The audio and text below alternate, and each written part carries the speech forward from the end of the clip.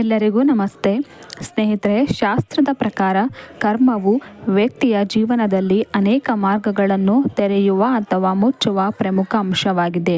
ಹಿಂದಿನ ಜನ್ಮದಲ್ಲಿ ಮಾಡಿದ ಕರ್ಮಗಳು ಪ್ರಸ್ತುತ ಜೀವನದಲ್ಲಿ ಫಲಿತಾಂಶಗಳನ್ನು ನಿರ್ಧರಿಸುತ್ತವೆ. ಆದರೆ ಕೆಲವು ಸಂದರ್ಭಗಳಲ್ಲಿ ಬೇರೆಯವರ ಕರ್ಮ ನಮ್ಮ ಮೇಲೂ ಪರಿಣಾಮ ಬೀರಬಹುದು. ನಾವು ಇತರರ ಪಾದರಕ್ಷೆಗಳನ್ನು ಅವರ ಅನುಮತಿ ಇಲ್ಲದೆ ಧರಿಸುವುದರಿಂದ ಅವರ ಕರ್ಮಫಲವು ನಮ್ಮನ್ನು ಆವರಿಸುತ್ತದೆ. ಫ್ರೆಂಡ್ಸ್, ನನ್ನ ವಿಡಿಯೋವನ್ನು ಮೊದಲನೇ ಬಾರಿ ನೋಡ್ತಾ ಇದ್ದರೆ ನನ್ನ ಚಾನಲನ್ನು ಸಬ್ಸ್ಕ್ರೈಬ್ ಮಾಡಿ. ಸ್ನೇಹಿತರೆ, ಬೇರೊಬ್ಬರ ಪಾದರಕ್ಷೆಗಳನ್ನು ಕದ್ದು ಬಳಸಲು ಬಯಸಿದರೆ ಅದು ನಿಮ್ಮ ಸಂತೋಷ ಮತ್ತು ಶಾಂತಿಯನ್ನು ಕಸಿದುಕೊಂಡಂತೆ ಆಗುತ್ತದೆ. ಹೀಗೆ ಮಾಡುವುದರಿಂದ ಜೀವನದಲ್ಲಿ ಸಿಗಬೇಕಾದ ಅದೃಷ್ಟವು ಕಡಿಮೆಯಾಗುತ್ತದೆ. ಆಧ್ಯಾತ್ಮಿಕವಾಗಿ ಇದು ಶಾಪವಾಗಿ ಪರಿಣಮಿಸುತ್ತದೆ. ನೆಮ್ಮದಿಯ ಕೊರತೆಗೂ ಕಾರಣವಾಗುತ್ತದೆ. ಇದನ್ನು ಕರ್ಮಚಕ್ರ ಎಂದು ಹೇಳಲಾಗುತ್ತದೆ.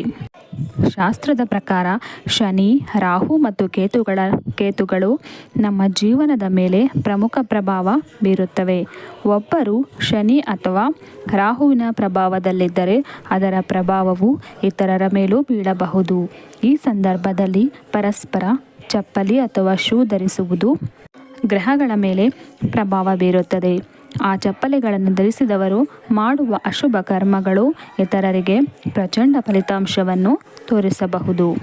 ಸಾಂಪ್ರದಾಯಿಕವಾಗಿ ಒಬ್ಬರ ಚಪ್ಪಲಿಗಳನ್ನು ಧರಿಸುವುದು ಋಣಾತ್ಮಕ ಫಲಿತಾಂಶಗಳನ್ನು ಅಥವಾ ಕರ್ಮದಲ್ಲಿನ ಪರಿಣಾಮವನ್ನು ಪ್ರತಿನಿಧಿಸುತ್ತದೆ.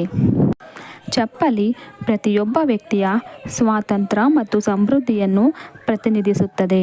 ಅದೇನೆಂದರೆ ಪಾದರಕ್ಷೆಯನ್ನು ಕದ್ದಿದ್ದರಿಂದ ಆ ವ್ಯಕ್ತಿಯ ನೋವು ಕಷ್ಟಗಳನ್ನು ಬೇರೆಯವರು ತೆಗೆದಿದ್ದಾರೆ ಎಂದರ್ಥ. ಇದೇ ಕಾರಣಕ್ಕಾಗಿ ಬೇರೆಯವರ ಪಾದರಕ್ಷೆಗಳನ್ನು ಧರಿಸಬಾರದು ಎಂದು ಹೇಳುತ್ತಾರೆ.